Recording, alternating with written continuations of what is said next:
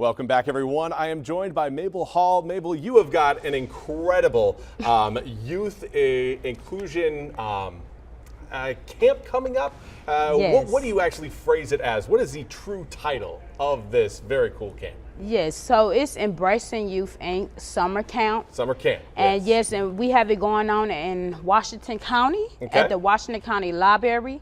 We have actually already started June 23rd and June 24th were our first 2 days. So that was this past Monday and Tuesday.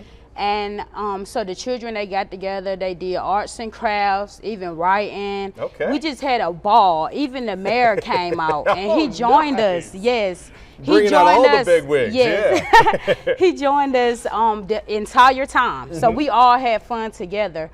We will be back July 10th and July 11th. That'll be our next 2 sessions, and we will have probably like 3 more days in July, and then we'll wrap it up. Perfect. Now what is this focus on? When kids come to the camp, what should they be expected, or what should they be anticipating that they're going to be participating in for that day? Okay, they will be working on any type of arts and crafts, and you know, it's more free. You know, we want the children to be free. A little free form. Yes, we want them to be free. We want them to enjoy themselves. So it's going to be different types of arts and crafts because we have different ages.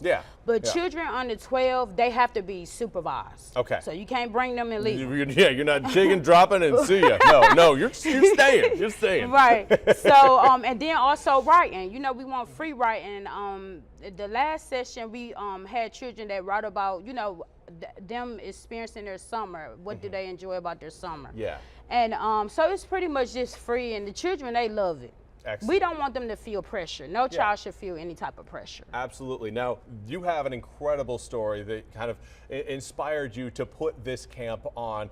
For people who may not be familiar with your story, give us an idea of what kind of prompted you to do this. Okay, so this, my parents, they both struggle with addictions. I was born in Cleveland, Ohio, and from the time I was born to the time, by the age of 7, they both had addiction, struggling to addictions. Had some problems. So what happened was, it was a lot of trauma for me. And you know, all the anger and the sadness, the rejection from my parents, it was very tough. So what happened was, by the time I was 7, we ended up moving here to North Carolina. Welcome, happy to have you. We moved to North Carolina, and so by that time, when I was 11 years old, my mom ended up dying. I'm sorry. And so I turned into writing poetry. And I found out that was a good outlet for me. You know, being able to express myself, because I had shut down. I wouldn't talk to anyone. You don't want to keep all those feelings bottled up. For a long time. So I started expressing myself in poetry, and I loved it. It was like I could write down my feelings on paper. Excellent. And that was a good outlet for me. It helped me. And so now you're trying to, again, any kids who may have those same sorts of traumas, who may not, just using writing as a tool to, again, express themselves. Especially in a positive way, you know, instead of a negative way, letting them know that they could express themselves in these kind of ways. Now, Mabel, of course, this isn't just a one-person event. You, of course, probably have had some help putting this on. Who's really come out to help you with this event as far as organization and just making sure that everything is all put together?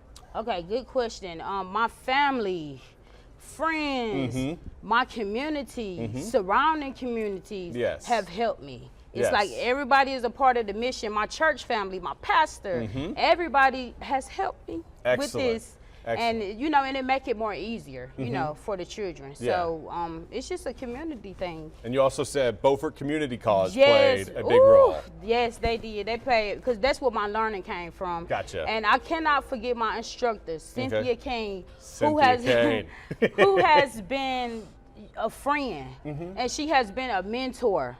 And you know, she has helped me from every step away. From the time I launched it on up until now, she has been there.